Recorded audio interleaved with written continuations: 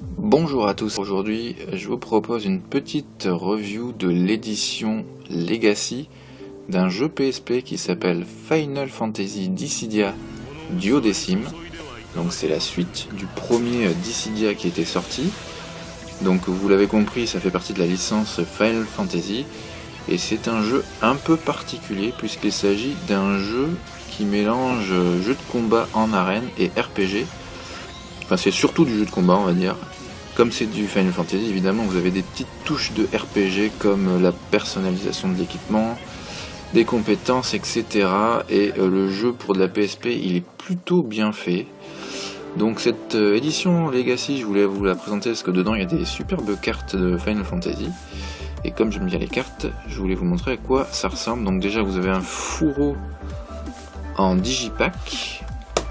Voilà. Fourreau digipack qui entoure la boîte du jeu, et ici vous avez les cartes que je vais vous présenter dans un second temps. Un petit focus d'abord sur la jaquette qui est magnifique, j'adore la jaquette comme ça, fond blanc avec les personnages sur le côté là, je trouve que ça rend super bien. Bon, le dos, rien d'extraordinaire, et l'intérieur du jeu avec une illustration ici d'Amano sur la notice, le petit UMD, et derrière vous avez des flyers pour choper une réduction de 50% sur le jeu Final Fantasy sur le PlayStation Store, mais ça doit être périmé depuis, j'imagine. Donc je vous montre les petites cartes qu'il y a dedans. Elles sont vraiment très sympas pour ceux qui aiment bien l'univers de Final Fantasy. D'abord, regardez le fourreau, vous avez un côté avec des personnages ici, mais vous en avez aussi un autre avec notamment Cloud, Sephiroth pour les plus connus, et d'autres personnages ici de FF6, de FF12, je les reconnais pas tous, puisqu'ils sont tous redesignés avec les mêmes traits en fait, pour une meilleure homogénéité du design. Ils ont tous été redesignés en 3D en fait, voilà. Donc Dissidia, très très jolie jaquette intérieure. Hop, et je vous montre les cartes pour finir. Donc ce sont des grandes cartes, vous voyez par rapport à ma main. Elles font quasiment la taille de la jaquette PSP, elles sont un tout petit peu plus petites. Donc ici on a un personnage de FF7, Tifa. Donc hop, vous avez le dos des cartes aussi qui est comme ça, qui est très sympa. Donc Tifa. Ensuite nous avons Van de Final Fantasy XII.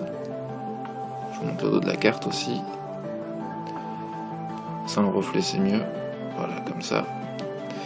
Van, très sympa. Ensuite, nous avons Yuna, très connue de FF10. Il y a même eu un jeu dont elle est l'héroïne dans FF10-2 qui est pas terrible, ce qui paraît. Derrière, un de mes Final Fantasy préférés, l'un des plus sombres, avec Kain, dans son armure. Bien sombre, j'adore celle-là. Hop, nos Dakar, toujours pareil. Un personnage un peu plus secondaire, on va dire, c'est Laguna de FF8. Ils auraient pu en mettre un autre, parce que dans FF8 il y en a des bien mieux. Mais bon, ça passe, hein, le design est vraiment sympa, avec son fusil d'assaut sur l'épaule. Et on finit par du FF13, Lightning, qui est vraiment très chouette aussi. Même si le jeu l'est peut-être un peu moins, bon j'ai bien aimé quand même, mais c'est pas le meilleur des Final Fantasy. Voilà. C'est tout pour cette petite édition Legacy sur PSP. Au-delà de l'édition Legacy, le jeu, si vous le trouvez à pas cher, je vous le conseille, il est vraiment chouette.